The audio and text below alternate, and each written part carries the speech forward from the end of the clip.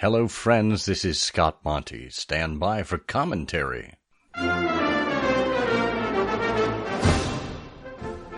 Welcome to the Full Monty, where you'll be exposed to commentary and analysis from the week's digital news.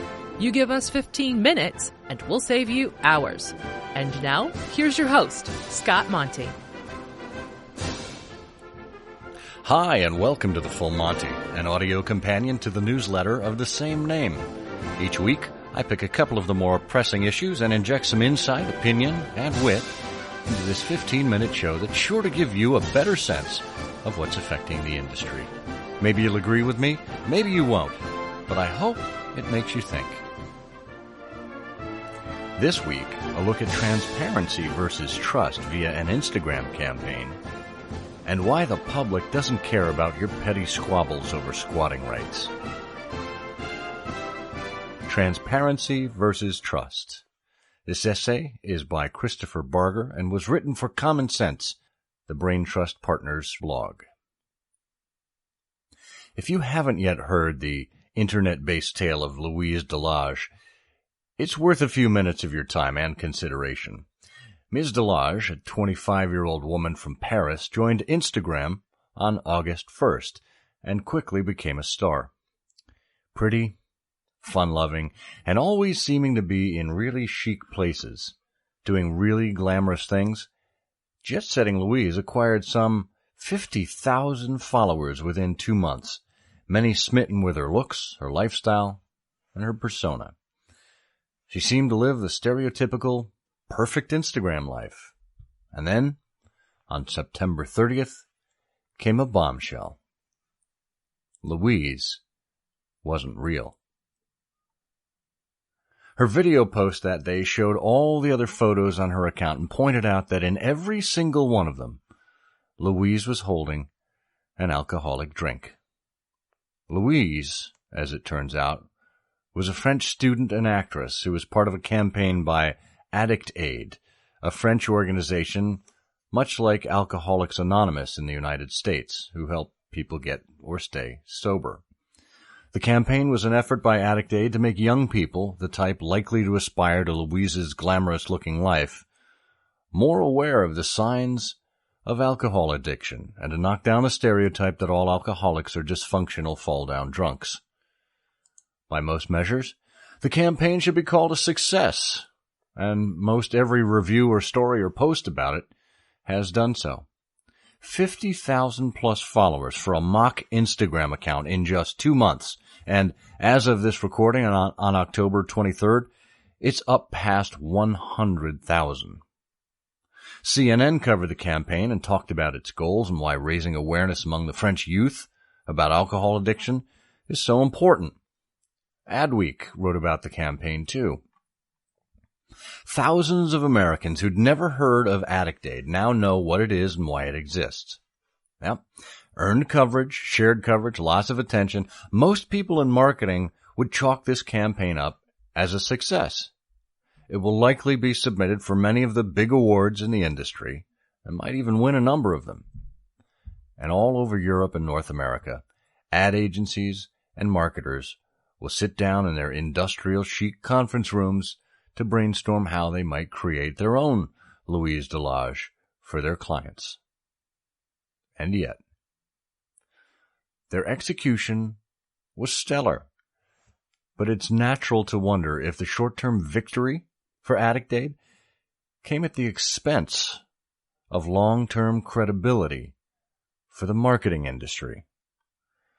We talk often at Brain Trust Partners about the importance of trust in business, trust that develops from your company's actions, words, its values, how you take care of your customers, the transparency with which you interact with people, and how you approach the market and communities that you're part of. You'll hear us say it over and over again. Trust matters. And transparency is an indispensable element of building trust for individual companies and for entire industries like marketing and advertising. The Louise Delage campaign is hardly the first time something in the social network world turned out not to be what it seemed.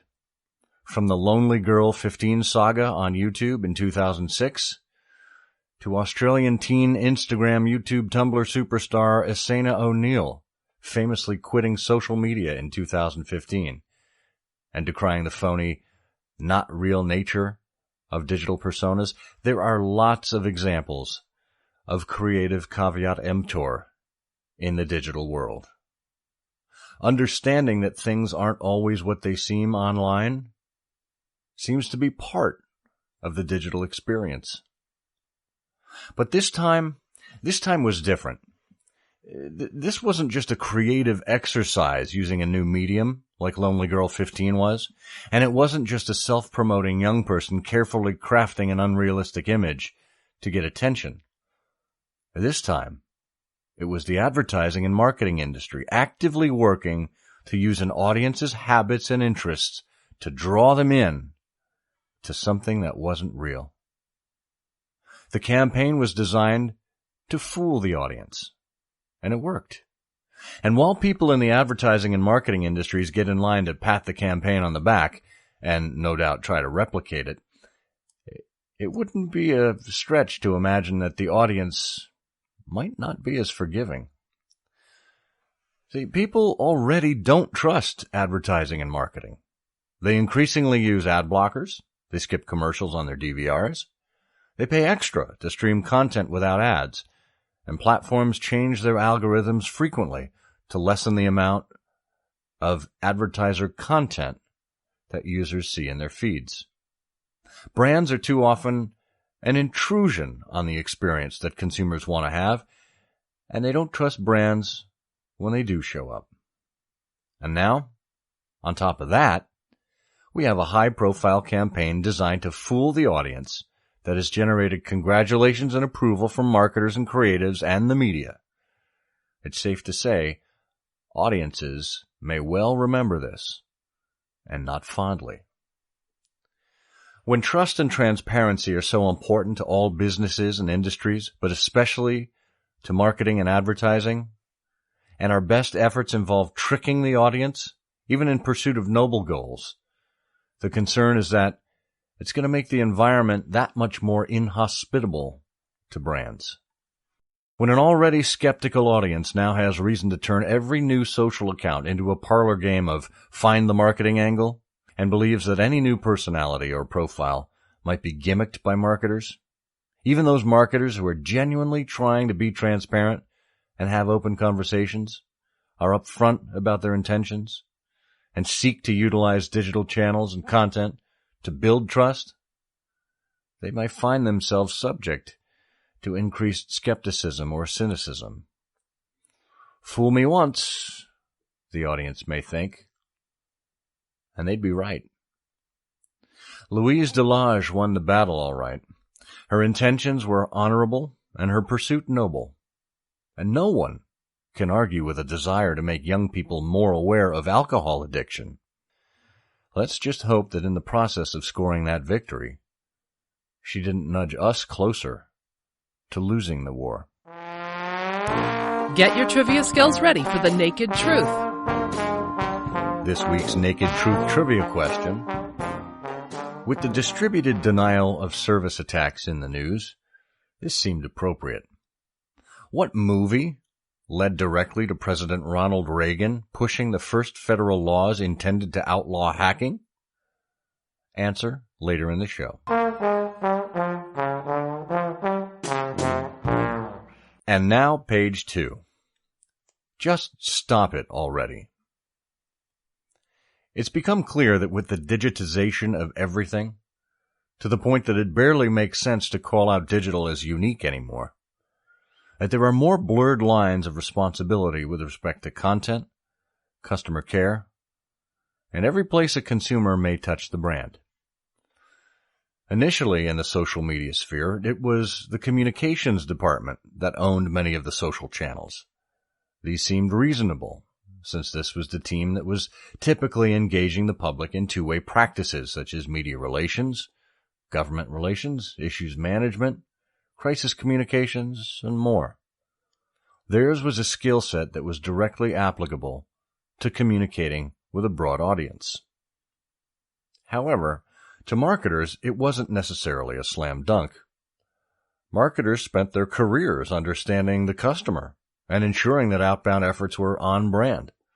So once they finally caught on to social media, the advertising elements on the platforms were beginning to come into place. And as a result, that giant sucking sound that Ross Perot mentioned back in 1992 finally came to pass, as marketing departments and their 10x budgets wrested control of social accounts away from communications teams.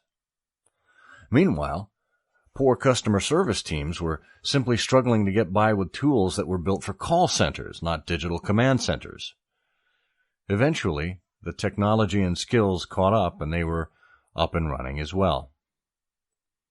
In some cases, these included so-called command centers that allow teams to monitor what's being said online, acting as an early warning system or a feedback loop, maybe even a security blanket for executives. When teams can share these facilities for the benefit of departments as well as for the benefit of customers, everyone's happy. Or so it would seem, until the natural territoriality begins to kick in.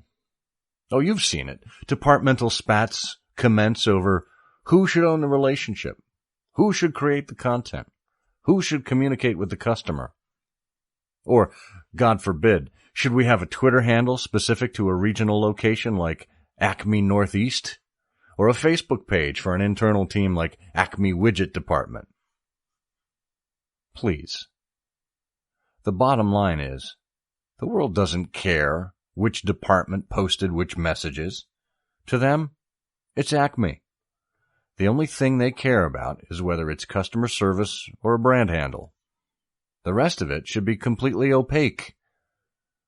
Whether they're in a local store, trying to find a deal online, or whatever, they want the top-level name of the brand, and nothing else. They don't care that your sales team and marketing team can't agree on content goals. It's completely irrelevant that your HR team wants more of this, or your communications team wants less of that. Just give them the brand experience they deserve. And you'll see, it'll pay off in the long run. It seems natural to argue and bicker, but here is the ultimate kicker. Your internal screeds ultimately leads to customers looking to leave quicker. And for our trivia question, we asked you what movie led directly to President Ronald Reagan pushing the first federal laws intended to outlaw hacking. On June 4th, 1983, Reagan watched War Games, starring Matthew Broderick. The next week, he asked his advisors if any of them had seen it. When they said they had not, he recounted the plot and then asked the chairman of the Joint Chiefs of Staff if someone could really break into our most sensitive computers. The chairman replied that it was not only possible, but very plausible, since the NSA had already been hacking into China's and the USSR's telecommunications and computer systems for years. And if you've enjoyed this series, please consider becoming a patron and show your support at patreon.com/ScottMonty. And please consider leaving a rating or review for us on iTunes.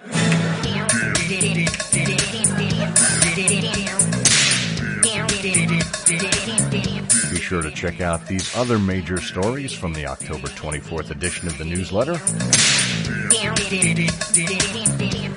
Global spending on newspaper advertising is expected to drop by 8.7% in 2016, and publishers are cutting costs and restructuring. It's particularly troublesome given that the overall global ad market is expected to grow 4% this year, with a 14% acceleration in digital ad spending.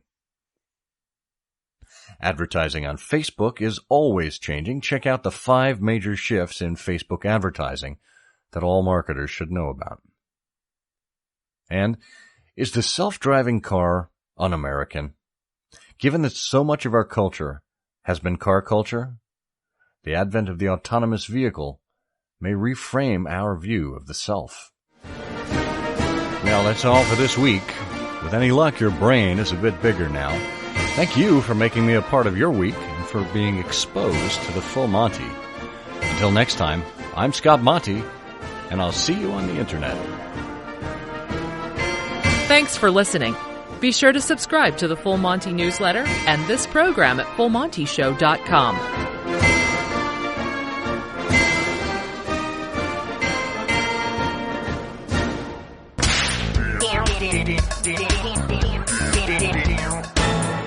Any questions?